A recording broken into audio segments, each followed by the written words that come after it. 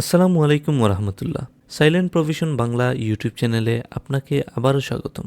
গত পর্বে আমরা দেখেছিলাম কিভাবে একটি ওয়েবসাইটের সকল ব্লগগুলোকে একটা সেপারেট ব্লগ পেজের আন্ডারে রাখতে হয় এবং সেটাকে ব্লগের আন্ডারে সেট করতে হয়, এবং তার সাথে আমরা দেখেছিলাম কিভাবে সেই ব্লগ পেজটাকে মেনুতে যুক্ত করতে হয় এবং হোম পেজটাকে হোম পেজ হিসেবে সেট করতে হয়। তো আজকের এই ভিডিওতে আমরা দেখব কিভাবে সেই হোম পেজের হিরো এরিয়াটাকে ডিজাইন করতে হয়। সো চলুন শুরু করা যাক।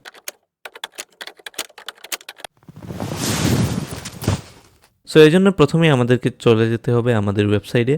দেখেন এই ওয়েবসাইটের হোম পেজটা আমরা যেহেতু হোম পেজের সাথে লিঙ্ক আপ করিয়ে দিয়ে এটাকে হোম পেজ হিসেবে সেট করেছিলাম, তো এটা একদম সাদাসিধে আছে হোম পেজটা। তো আমরা এই হোম পেজটাকেই আজকে ডিজাইন করব। আপনি চাইলে এইখানে এসে ডিরেক্ট এই যে এডিট পেজ আছে এখানে ক্লিক করলেও এটাকে এডিট করতে পারবেন, অথবা আপনি এই যে ড্যাশবোর্ড আছে ড্যাশবোর্ডে গিয়ে অল পেজেসে যাবেন। অল পেজেসে যাওয়ার পর আপনি যদি এইখানে যান ফ্রন্ট পেজ হিসেবে দেখেন হোম পেজটা আছে, এই যে এখানে এডিট আছে, এডিট অপশনে ক্লিক করবেন। দেন আপনি চলে যাবেন হোম পেজের এডিটর প্যানেলে। হোম পেজের এডিটর প্যানেলে চলে যাওয়ার পর আপনি এইখানে সিম্পলি একটা হেডিং দিবেন। এই হেডিংটা কি কাজে লাগে সেটা আমরা অবশ্যই দেখতে পারবো যখন এটার আউটপুটটা দেখবো। সে আমরা এখানে দিলাম welcome to silent provision Bangla, and then আমরা একটা ফিচার ইমেজ দিব। তো ফিচার ইমেজের জন্য আমরা চলে যাব পিক্সেলসে, pixels.com-এ যাওয়ার পর আমরা সিম্পলি যে কোনো ধরনের একটা পিকচার নিব, একটু হোয়াইট টাইপের পিকচার, কভার টাইপের একটা পিকচার নিব। তো আমরা এখানে ফটোসে যাব, দেন আমরা সিম্পলি এজেন্সি টাইপের একটা পিকচার নিব। তো আমি এজেন্সিতে ক্লিক করলাম, ক্লিক করে এন্টার করার সাথে সাথে দেখবেন কিছু পিকচার চলে আসছে। তো আমরা যে কোনো একটাকে সিলেক্ট করব এখান থেকে, লাইক আমরা এই পিকচারটাকেই সিলেক্ট করতে চাচ্ছি।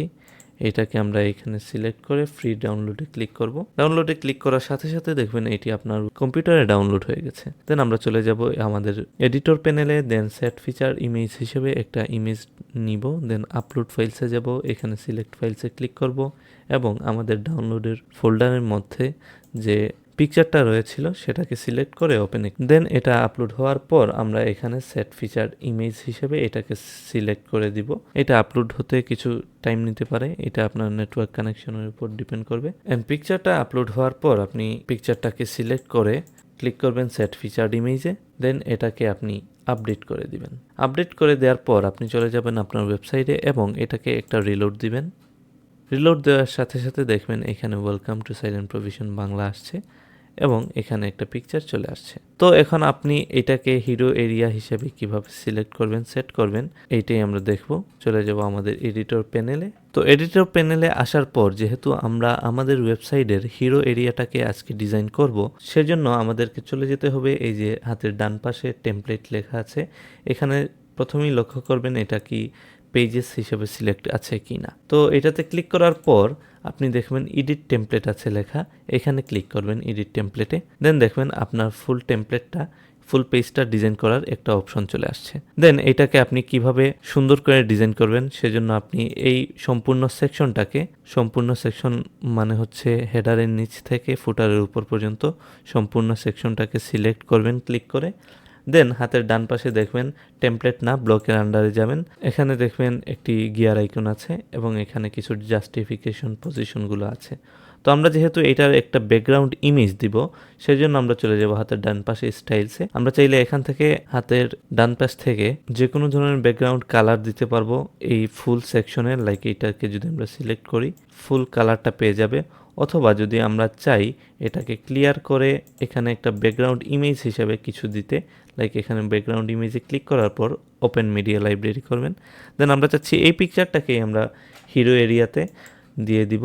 দেখেন এই পিকচারটা ফুল পেয়ে গেছে। দেন আমরা চাচ্ছি এই লেখাটাকে হোয়াইট করে দিতে, তাই এই লেখার যে ব্লকটা আছে এইটাকে সিলেক্ট করব।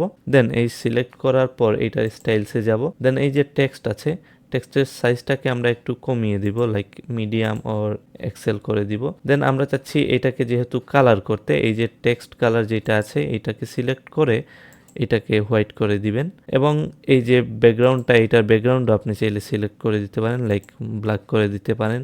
ব্ল্যাক করে দিলে এটাকে আবার আপনি ছোট করতে পারেন, বড় করতে পারেন, এটা আপনার ইচ্ছা মতো। এটাকে এরকম না রেখে আমরা এটাকে চাচ্ছি ক্লিয়ার কোনো কালার ছাড়াই দিতে। এবং এই যে পিকচারটা আছে আমরা চাচ্ছি না এখানে এই পিকচারটা থাকুক, আমরা চাচ্ছি এই পিকচারটাকে ডিলিট করে দিতে। এবং আমরা চাচ্ছি এই সম্পূর্ণ যে হিরো এরিয়ার যে পিকচারটা আছে ব্যাকগ্রাউন্ডে, সেটাকে আমরা চাচ্ছি একটু লম্বা করে দিতে। দ্যাটস ওয়াই এটাকে সিলেক্ট করে আমরা এইখানে স্টাইলসে যাব। দেন এইটার যে পেডিংটা আছে এবং মার্জিংটা আছে এগুলোকে একটু বাড়িয়ে দিব। লাইক এটাকে আমরা যদি এইরকম একটু টপ থেকে বাড়িয়ে দিই, চাচ্ছি এটাকে একটু এইরকম করে রাখতে। দেন আমরা চাচ্ছি এই লেখাটার নিচে আরেকটি নতুন ব্লক নিব, এইখানে ক্লিক করবো এড নিউ ব্লকে। দেন এখানে চাচ্ছি আমরা একটা বাটন নিতে, লাইক বাটনে ক্লিক করব। দেন চাচ্ছি এই বাটনটা আমাদের ঠিক মাঝ বরাবর রাখতে, সেজন্য এই যে আইটেমস জাস্টিফিকেশন আছে এইটাকে সিলেক্ট করে জাস্টিফাই আইটেমস সেন্টারসে ক্লিক করব।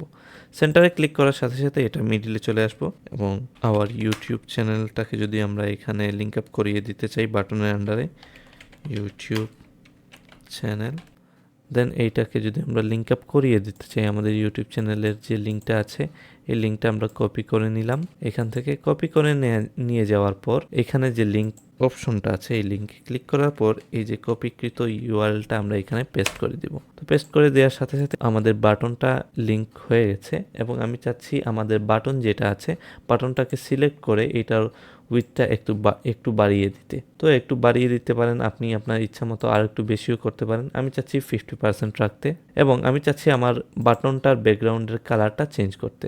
সো এই বাটনটাকে আবার সিলেক্ট করে আপনি এই যে হাতের ডান পাশে স্টাইলসে যাবেন।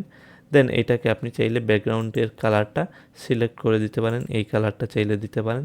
এবং টেক্সটের কালারটা চাইলে আপনি নিজে ওইটাও চেঞ্জ করে দিতে পারেন। লাইক আমরা এই টেক্সটের কালারটা যদি কালো চাই কালোতে ক্লিক করব, এটা দেখবেন হয়ে গেছে। সো আই থিঙ্ক হোয়াইট কালারটা বেটার হবে, তাই আমি হোয়াইটই রাখলাম। দেন দেখবেন এখানে যে বাটনের টাইপোগ্রাফিটা আছে এটাকেও আপনি চাইলে একটু বড় করতে পারেন, আর একটু বড় করতে পারেন আপনার ইচ্ছা মতো। আমি মনে করতেছি এম সাইজটাই বেস্ট। তো এই পর্যন্তই আমরা রাখলাম এই হিরো এরিয়াটাকে। তো আমাদের বাটনটা ক্রিয়েট করার পর আমরা যদি একটু আপডেটে ক্লিক করি, দেন আপডেটে ক্লিক করার পর সেভে ক্লিক করার সাথে সাথে যদি আমি আমাদের ওয়েবসাইটে চলে যাই এবং এর আউটপুটটা দেখতে চাই, সাইটে চলে যাওয়ার পর রিলোড দিব। এন্ড দেন দেখবেন খুব সুন্দরভাবে আমাদের হিরো এরিয়াটা, হিরো যে সেকশনটা আছে এইটা ক্রিয়েট হয়ে গেছে।